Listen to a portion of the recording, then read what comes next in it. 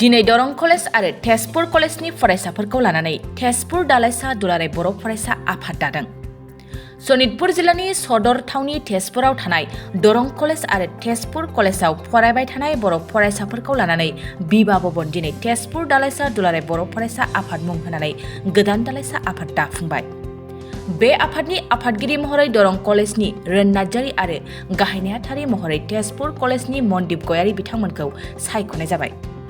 मख'नो गोनांदि बे दालाइसा आफाद दानायाव बाहागो लायै दुलाराय बर' फरायसा आफादनि बोसोनगिरि कुंक्रा स्वर्गियारी बिथाङा लोगोसे सनितपुर जिल्ला एबसुनि गाहाय नेहाथारि एनस मोसाहारि, लेङाइ बुंथिगिरि नेहाथारि आरो तेजपुर कलेजनि एसिस्टेन्ट प्रफेसर डक्टर लक्षीराम नार्जारी, जिल्ला एबसुनि गुबुन गुबुन आयदानि बिबानगिरिफोर आरो मोन्नैबो कलेजनि बारग'लांनाय फरायसाफ्रा बाहागो लायो।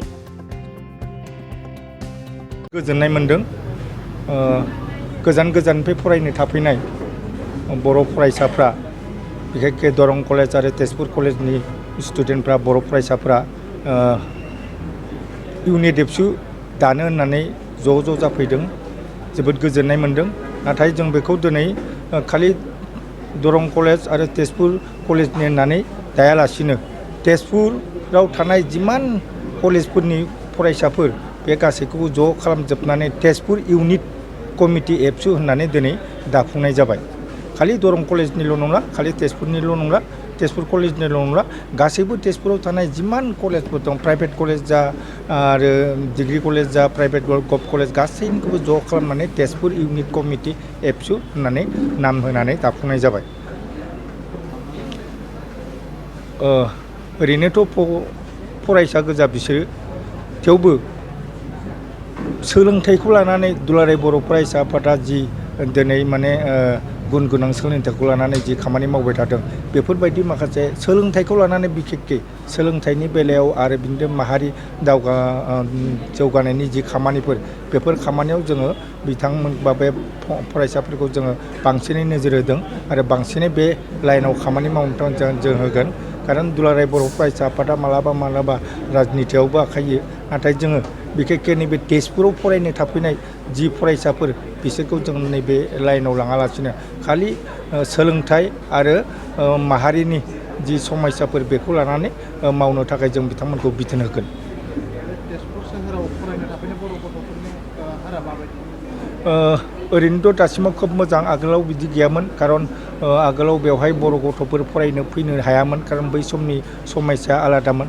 दा खिन्थु जिहेथु गोजोन फैबाय, ओंखायनो दिनै जोंनाव नङाबाबो तेजपुर टाउनाव बर' गथ'फोर नङाबाबो 1000-1200सो दं, माने गुबुन गुबुन कलेजाव फरायनानै। खालि नोङो नैबे तेजपुर कलेज आरो दरं कलेजावनो नङाबाबो 300-400जनसो बर' फरायसाफोर दं, डिग्री फरायनाय, हायार सेकेन्डारि फरायनाय।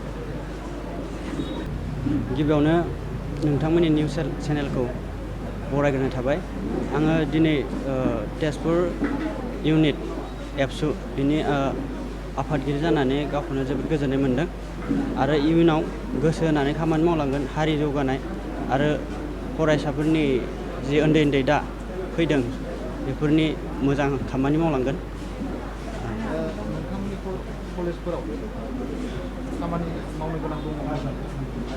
खामानि मावनांगौआ जोबोद जोंहा दङ, मानोना जोङो बै जेब्ला जों गेम स्पर्ट्स जायो बेवहाय जोंहा आगोलाव बस लिस्ट दंमोन ना, बेनिफ्राय जेबो जों माने बिदि थुलुंगा होनायफोरखौ जों मोनबोआखै। दा गोदानै दाफाम जानायाव जों बेयाव थुलुंगा होबोगोन, हेफाजाब होबोगोन।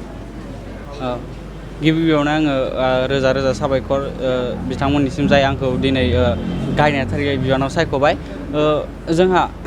आङो बे जाखिनि बिबान होदों आंनो मावनांगौ, आं बेखिनि बिबान मावनांगौखौ मोननानै बा आंनो जे बेबायदि अपरचुनिटि होबाय, जे बिबान होबाय, जे खामानि मावनांगौ होननानै, दा बेफोरखौ मोननानै आं गोसोआव जोबोद गोजोननाय मोन्दों होननानै आं बुंनो सानो आरो। दिनै बे इउनिटखौ, बे जाखि जोंहा दुलाराय बर' फरायसा आफादनि तेजपुर इउनिट, नैबेखौ दिनै जों गंनै कलेज लोगो नांनानै दानाय जादों, दरं कलेज आरो तेजपुर कलेज।